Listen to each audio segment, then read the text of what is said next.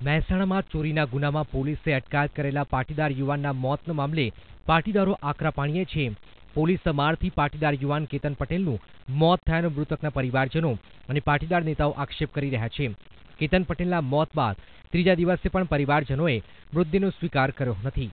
મહેસાણાની civil hospital ખાતે મોટી સંખ્યામાં પાટીદારો એકઠા થયા હતા. જ્યારે મહેસાણા શહેર ઉપરાંત પાટીદારોના પ્રભુત્વવાળા વિસનગર, વિજાપુર અને કુકરવાડા વિસ્તારોમાં બજારો બંધ રહ્યા હતા. જ્યારે મહેસાણા અન્ય વિસ્તારોમાં પણ જનજીવન પ્રભાવિત થયું ન હતું.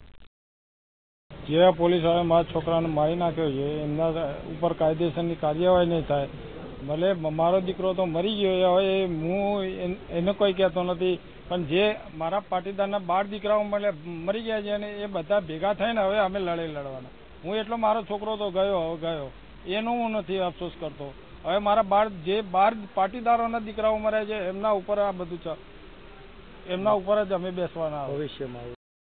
પોલીસ દ્વારા મૃતકને નિર્દયી રીતે મારવાને કારણે મોત નીપજ્યું હોવાના આક્ષેપ સાથે મૃતક કેતન પટેલના પરિવારજનો અને પાટીદાર અગ્રણીઓ તેમની માંગ પર મક્કમ છે.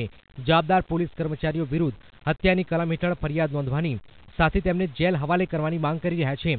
મહેસાણા અને આસપાસના વિસ્તારોમાં પાટીદારોના ઉગ્ર રોષના વિસનગરના કડા નજીક એક એસટી બસને આગ લગાડવામાં આવી હતી. બનાવના પગલે મહેસાણા જિલ્લા એસટી ડેપોની એસટી બસો બંધ કરવાનો નિર્ણય પણ એસટી નિગમ દ્વારા લેવાયો હતો.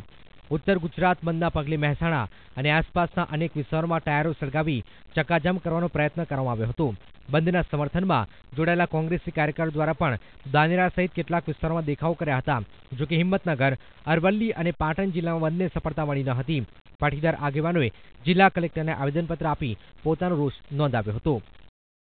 ગુજરાતના યુવાનને પોલીસ કસ્ટડીમાં કેદની અંદર દંડાના જોરે એનું ખૂન કરવામાં આવ્યું છે અને સરકાર ગુજરાતના નવજવાનોને ભય દેખાડી પોતાના રાજકીય રોટલાઓ શેકવાની જે મુરાદ સેવે છે, મને સંપૂર્ણ વિશ્વાસ છે કે આવતા દિવસમાં ગુજરાતને ફરી પાછું આઝાદ કરાવવા ગુજરાતનો યુવાન જાગશે.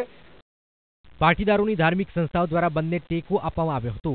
તો બીજી તરફ સુરત ક્રાઇમ બ્રાન્ચ ખાતે હાજરી પુરાવા પહોંચેલા પાસા નેતા હાર્દિક પટેલે કેતન પટેલના મોત મામલે પ્રતિક્રિયા આપી હતી અને જો સરકાર દ્વારા યોગ્ય પગલાં નહીં લેવાય તો ઉગ્ર આંદોલનની ચીમકી પણ ઉચ્ચારી હતી. તો આ બાબતે મેડિકલ રિપોર્ટ પણ નથી થયા અને સ્વાભાવિક છે કે પોલીસે આની હત્યા કરી છે, તો તત્કાલીન પોલીસ પર પગલાં લેવામાં આવે અને જો આ પગલાં લેવામાં નહીં આવે તો દેશની અંદર કે રાજ્યની અંદર પોલીસ પર વિશ્વાસ કરવો અશક્ય બનશે. પાટીદાર અનામત આંદોલનથી સંકટમાં મુકાયેલી ભાજપ સરકાર હજુ સંકટ ટળવાનો અહેસાસ કરી રહી હતી ત્યારે જ પાટીદાર યુવાનના પોલીસના મારથી મોતના પગલે ફાટી નીકળેલા રોષે સરકારના શ્વાસ અદ્ધર કરી દીધા છે. Bureau report, ETV news.